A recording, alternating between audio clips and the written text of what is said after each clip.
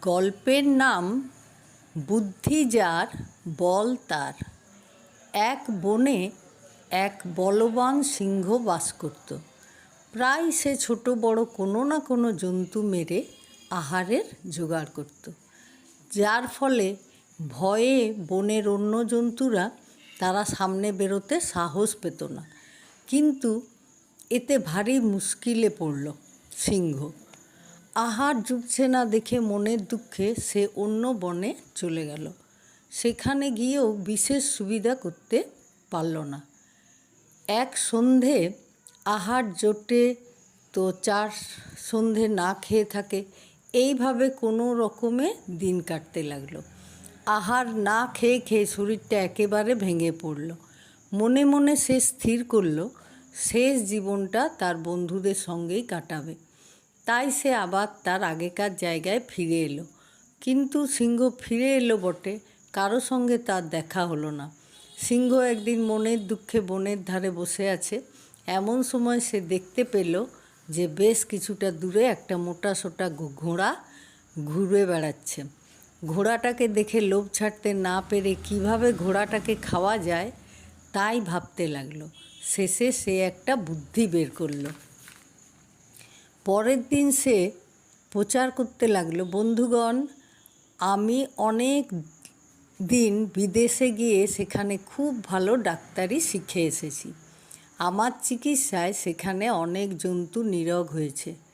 তাই শেষ জীবনে নিজের মাতৃভূমির সেবা করব বলে এখানে ফিরে এসেছি। বন্ধুদের যে কোনো ধরনের অসুখ হোক না কেন আমি এক নিমিষে ভালো করে দেব। প্রথমটাতে কেউ সিংহের কাছে যাওয়ার সাহস পেত না, কিন্তু এই কথা শুনে পরেই সবাই যেতে আরম্ভ করলো। সকলের রোগের কথা শুনে সিংহ চিকিৎসার ভান করে নানা রকমের শিকড় বাকড় দিতে লাগলো। সিংহের মতলব কিন্তু ঘোড়াটা কিছুটা বুঝতে পারল।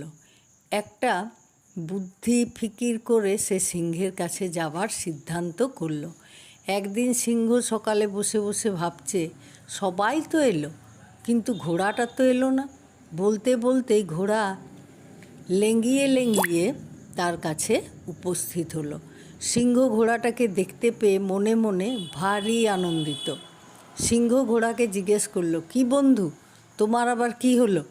ঘোড়া বলল, কাল মাঠে ঘুরতে ঘুরতে সামনের ডান পায়ে একটা কাঁটা ফুটে ভয়ানক ব্যথা হয়েছে।